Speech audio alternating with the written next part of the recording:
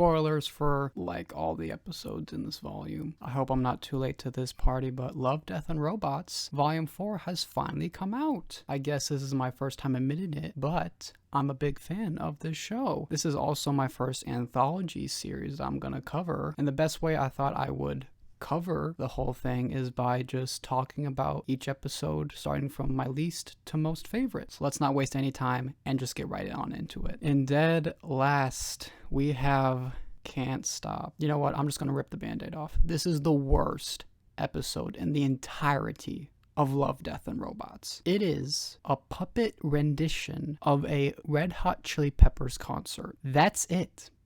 That is literally it. I mean, sure, it's a neat idea, but what does this have to do with Love, Death, and Robots? Seriously, whoever's decision it was to make this episode that has no correlation or business to be a part of this show, you need to be fired, okay? Like, plus Red Hot Chili Peppers ain't even all that good. Okay, anyways. Next in line, we have Close Encounters of the Mini Kind. The reason why this one is so low is because it's a kind of sequel to a previous episode that was a lot like this one. The first one was really charming, but this one is kind of, I don't know, it just feels like it's retreading the same ground. I know they went towards like a sci-fi horror stuff as opposed to the zombie horror. That's all and good, but it just didn't click with me. All right, next one is, how do I say this? Golgotha.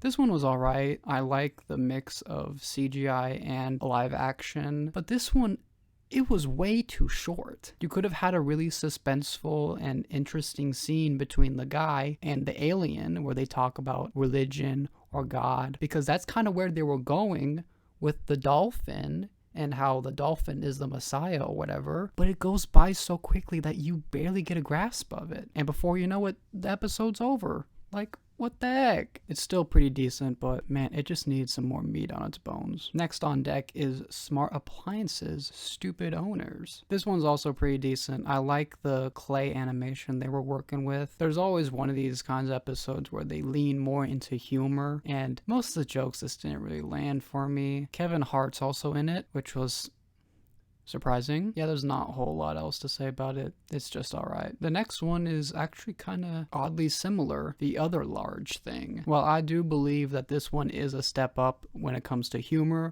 It unfortunately oh yeah, it's way too short. Listen, I really like the stuff with the cat and the robot and how they plot to, you know, overthrow their owners. I think it would have been nice to like see them do some like hijinks in order to prepare for like the eventual final thingy they do, but they're just like, no hijinks, just go to the final thing. And I was just like, bro, really? It's an okay episode, but just criminally short. Next one is The Screaming of the Tyrannosaur. All right, full stop. The animation in this episode is amazing. The sort of arena they're kind of in with all those spectators was pretty cool. Reminded me of some Cowboy Bebop Star Wars prequel stuff. Now, this episode could have been top 3 for me if it wasn't for a certain special guest. Do you want to know who that special guest was? Yep. Listen, say what you want about Mr. Beast. I know I'm trying not to, but he does not make for a good actor. It just doesn't feel right because I'm trying to get invested in this episode and the cool animation and stuff, but then I have Mr. Beast in my ear not knowing how to narrate properly or act, and I'm supposed to like it? Well, it is a pretty solid episode. You didn't need him to be there. Like, just, alright, let's get into the good episodes, starting with 400 Boys. The animation in this one is super slick. The people who made this one also made a couple previous episodes, which are also good. However, out of the previous 2, this one is probably my least favorite. The episode's climax just was kind of eh. They built up the 400 Boys as like a big threat, but they're just babies. Like, what? I still enjoyed it, but the story could have had a revision. Freaking giant babies. Yeah, go ahead. I've never seen that one before. Heading into the top 3, we have Spider Rose. To be honest, this animation would be awesome for a video game. Like, imagine. I really liked how the girl befriended the thing monster and how that monster assimilated her. What? I said there were spoilers, like, God. Her fight with the people who killed her husband was also pretty good, even though they're like stormtroopers and how they get like duplicated with the, you know, the prime trooper. I don't know why the prime guy would be the one to fight her. If he's the prime guy, you can't really duplicate him. Anyways, I did enjoy this one, and even though I've already given it away, the ending, wow. Taking home silver medal is For He Can Creep. I really enjoyed this one. The inclusion of Satan was really nice. I love how he has multiple forms. He's got the human form, he's also got the devil form. I think that was really cool. And the sort of deal he mixed with the poet was also pretty good. The poet's writing the thing,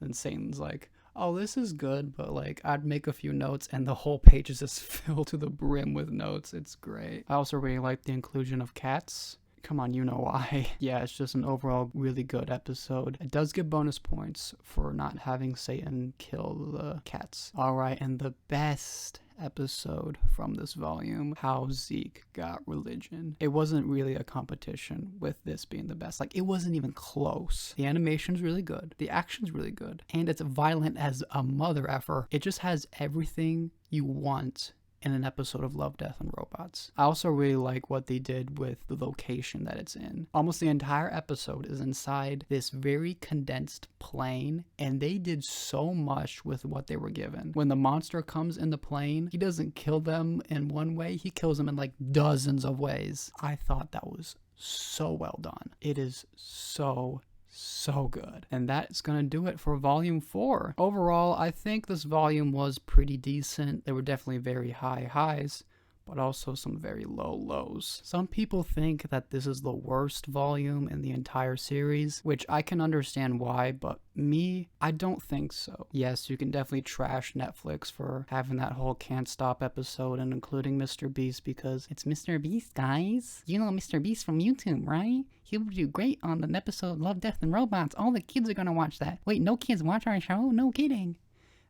But to me, this is not the worst volume. It might be the recency bias talking, but for me at least, it's definitely not the worst. It's just okay. I'm feeling a 6 out of 10. Our pizza uses real cheese. Theirs, as it says on their box, is mozzarella pasteurized prepared cheese product.